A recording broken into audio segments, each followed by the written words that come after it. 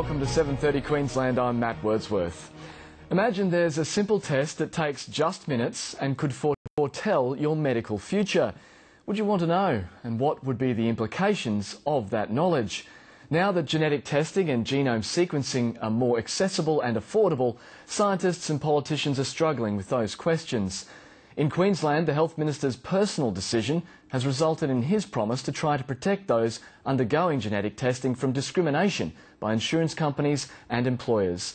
Elise Worthington and Eric Twarchek compiled this report on the benefits and dangers of medicine's new crystal ball.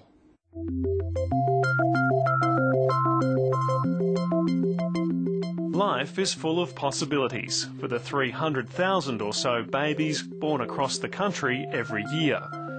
But even before birth, their genetic destiny has been decided. So Nicole, you've consented for me to do the neonatal screen test today, and you know what we're testing for? In Australia, parents can choose for their child to have a heel prick test to check for serious medical conditions such as cystic fibrosis. Early diagnosis means treatment or planning can begin. So I'm just going to do a little prick here. The blood samples taken from every baby in Queensland are stored for 28 years. Oh, good boy. It's useful to know that he may not check that he doesn't have cystic fibrosis, etc. But the trade-off of that is that you're putting your baby's details in a database which stores their DNA. I've never had anyone decline the test. Most people are very happy for it to be done. They know the importance of it being done. Nicole Matheson works in information management and knows that just hours after her son's birth, his personal details are already being tracked. I do think there's potential for it to be abused in future by insurance companies, by the government potentially, by other groups, depending on what that information reveals about your child. She's elected to have the blood sample destroyed in 2 years' time. I think we're in a world where information is being abused right now, so I don't think it's actually so far off that you can see how genetic information that can profile so much about humans could be abused.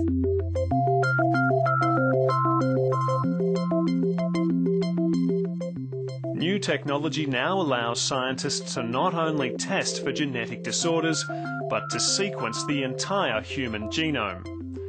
That shows how a person will develop and age, and what might end their life.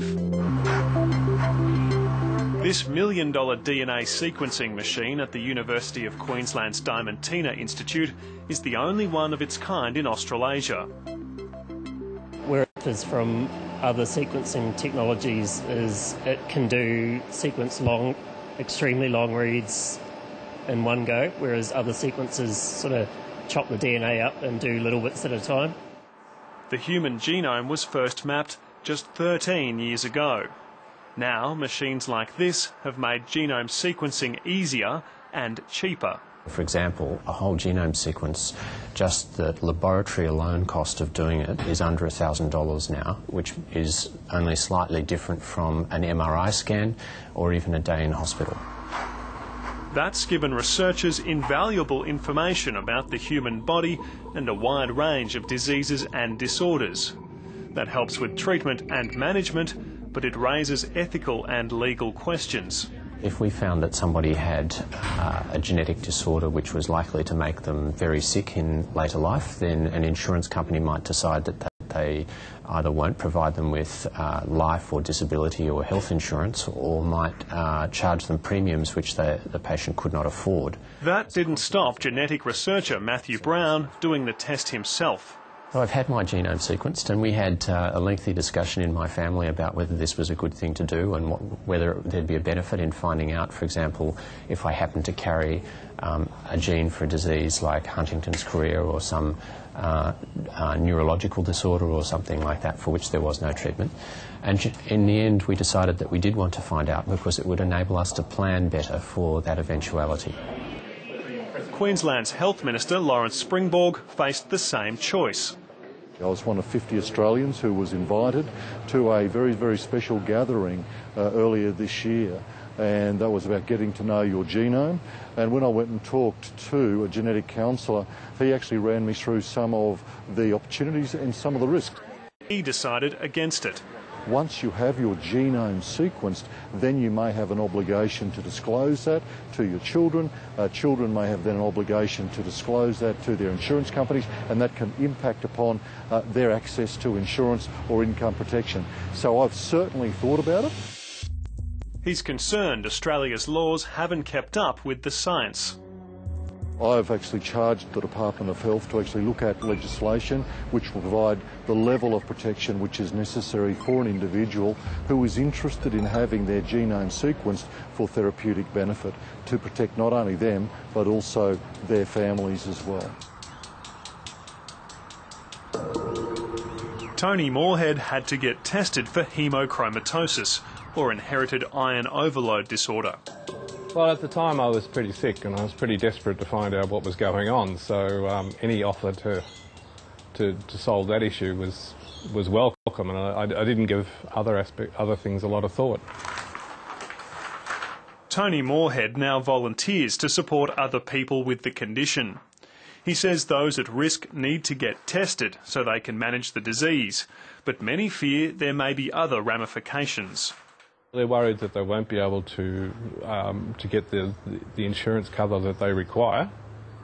They're worried about sometimes employment, whether their genetic condition will stop them from taking up the jobs that they want. The support group pushed the life and income protection insurance industry to guarantee it wouldn't discriminate against people diagnosed with hemochromatosis. As far as we're aware, there's never been any other statement for a specific genetic condition in Australia and possibly in the world. For other genetic conditions, insurance companies have agreed not to force people to have a test.